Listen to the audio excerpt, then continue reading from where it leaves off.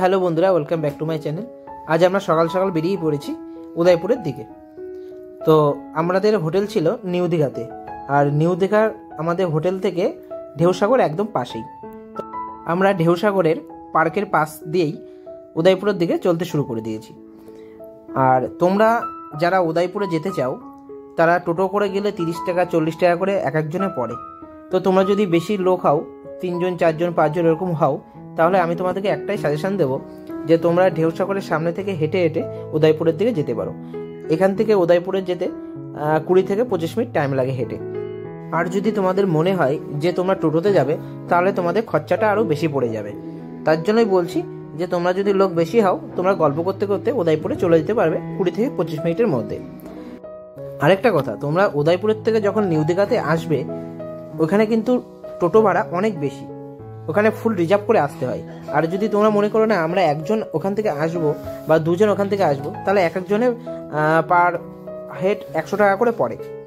তো তার জন্য বলছি তোমরা যাওয়ার সময় হেঁটে যেও, আসার সময় হেঁটে যেও, টোটো করে কেউ যেও না। বেশিক্ষণের টাইম ব্যাপার নয়, এখানে 20 থেকে 25 মিনিট টাইম লাগে। তো দেখো আমরা হাঁটতে শুরু করেছিলাম, তো আমরা উদয়পুরের কাছেই চলে এসেছি। দেখো উদয়পুরের বিচটা অনেকটা দূরের থেকেও কতটা সুন্দর কিউট লাগছে, পুরো একদম মনে হচ্ছে যেন আমরা গোয়াতে চলে এসেছি।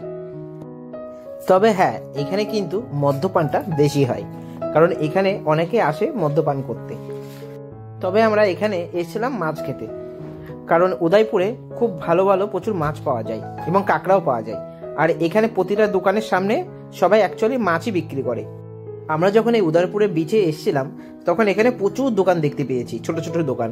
আমরা ভেবেছি সব দোকানে হয়তো নানা রকম খাবার দাবার বিক্রি হয়, কিন্তু পরে দেখলাম না, এখানে যত ছোট ছোট দোকান আছে এবং যতগুলো দোকান আছে সব দোকানেই মাছ বিক্রি করে। আর এইখানে বেশি মাছ বিক্রি হয় কেন? কারণ এখানে সবাই বেশিরভাগ মদ্যপান করতে আসে, আর মদ খাওয়ার সাথে নানা রকম চাট লাগে, তা ওরা এখানে সেই সব চাট পাওয়া যায় না। এখানে অ্যাকচুয়ালি মাছ ভেজেই এরা সেইগুলো দিয়েই খায়। তো দেখো আমরা বিচের থেকে নিচে নামতে গিয়ে একটা তারা মাছ দেখলাম। তো এটা অনেকক্ষণ ট্রাই করলাম, দেখলাম না, মাছটা হচ্ছে মরা।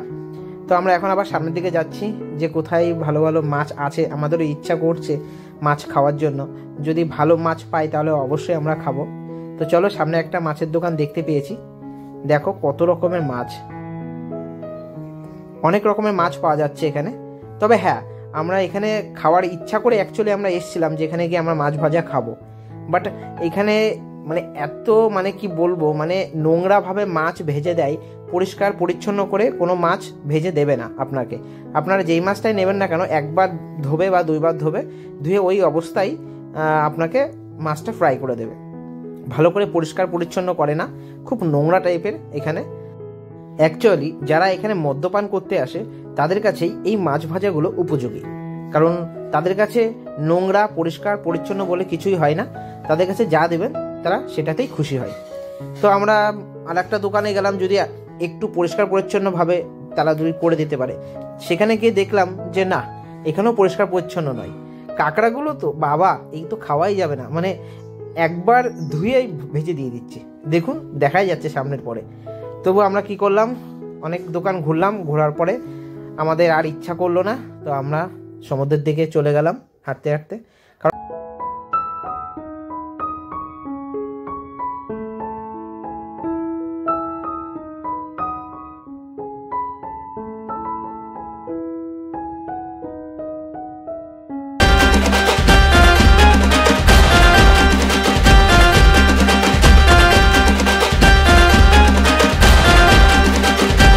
এর জন্যই এটাকে নাম দেওয়া হয়েছে উদয়পুর বিচ।